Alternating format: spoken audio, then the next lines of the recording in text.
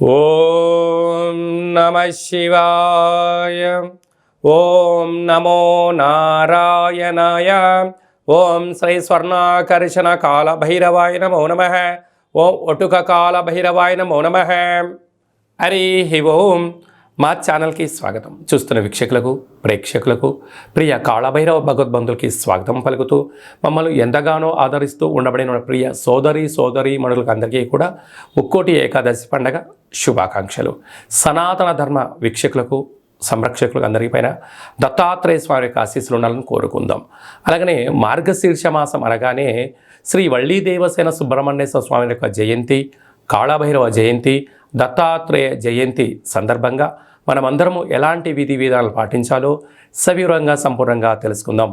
16వ తారీఖు 12వ నెల 2023 నుండి 31/12/2023 వరకు పుట్టినటువంటి వారికి ముందస్తుగా జన్మదిన శుభాకాంక్షలు. గతంలో వివాహం చేసుకున్న వారికి వివాహ వార్షికోత్సవ శుభాకాంక్షలు. ఈ 16వ తారీఖు నుండి 31వ తారీఖు వరకు ద్వాదశ రాశుల్లో గ్రహ గమనాలను అనుసరిస్తూ ఎలా ఉండబోతుందో సవివరంగా సంపూర్ణంగా తెలుసుకుందాం. మేషరాశిలో గురు సంచార స్థితి, కన్యరాశిలో కేతు సంచార స్థితి, తులారాశిలో శుక్రుడు స్వక్షేత్ర సంచార స్థితి, వృశ్చిక రాశిలో కుజుడు స్వక్షేత్ర సంచార స్థితి, ధనుసు రాశిలో రవి బుధ సంచార స్థితితో బుధాదిత్య రాజయోగంతో ప్రయాణం అవ్వడం, కుంభరాశిలో శనేశ్వర స్వామి స్వక్షేత్ర సంచార స్థితి, మీనరాశిలో రాహు సంచార స్థితితో ద్వాదశ రాశుల్లో గ్రహ గమనాలు ఈ విధంగా ఉన్నాయి. ఇక్కడ విశేషంగా శుక్రుడు స్వక్షేత్రకారకుడు, కుజుడు స్వక్షేత్రకారకుడు, శనేశ్వర స్వామి వారు స్వక్షేత్రకారకుడు. విశేషమైనటువంటి 3 గ్రహాలు స్వక్షేత్రంగా ఉన్నప్పుడు ఎలాంటి ఉపయోగాలు ఉంటాయో సవివరంగా సంపూర్ణంగా తెలుసుకుందాం. మేషరాశి వారికి ఎలా ఉండబోతుందో, ఈ కాళభైరవ జయంతి సందర్భంగా ఎలాంటి విధి విధానాలు పాటించాలో ఈ వీడియోలో సవివరంగా సంపూర్ణంగా తెలుసుకుందాం. మేషరాశిలో ఏ నక్షత్రాలు వస్తాయిగా అశ్విని నక్షత్రంలో 4 పాదాలు, భరణి నక్షత్రంలో 4 పాదాలు, కృతికా నక్షత్రంలో 1 పాదం కలిపితే మేషరాశి. చాలామందికి డేట్ ఆఫ్ బర్త్లో లేనటువంటి కారణం చేత పేరు యొక్క మొదటి అక్షరాన్ని అనుసరిస్తూ రాశిని తెలుసుకునే ప్రయత్నం అవుతుంది. అవి ఏ అక్షరాలు ఒకసారి పరిశీలన చేద్దాం. చు, చే, చో, లా, లి, లు, లే, లో, ఆ అక్షరాల వర్ణం మేషరాశి జాతకులే.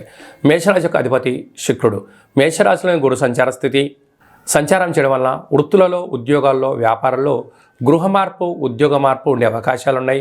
కనుక అది మంచిది అనిపించినప్పుడైతే దాన్ని స్వాగతించే ప్రయత్నం చేయండి. 6వ స్థానంలో కేతు సంచార స్థితి ఉండడం వలన చిన్న చిన్న వాటికి ఆందోళన చెందకుండా దీర్ఘకాలికమైనటువంటి సలహాలు, సూచనలతో, ప్రణాళికలతో మీరు ముందుకు తీసుకెళ్ళి ప్రయత్నం చేసినట్లయితే అద్భుతమైన విజయం మీ సొంతమవుతుంది.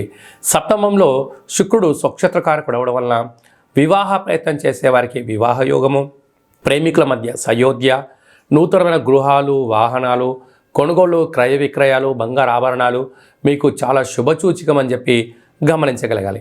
అష్టమంలో కుజుడు సంచారం చేయడం వలన, కుజదోష ప్రభావం కారణం వలన మీ జన్మ నక్షత్రం రోజున అష్టమి పూర్ణిమ తిథి యందున దూరావాయు జల ప్రయాణాలు పెట్టుకోవద్దు. విశేషంగా భాగ్యస్థానంలో రవి బుధ సంచార స్థితి సంచారం చేయడం వలన, బుధాదిత్య రాజయోగ కారణం వల్ల ప్రభుత్వ ఉద్యోగ ప్రయత్నం చేసేవారికి ఇది చాలా మంచి కాలము.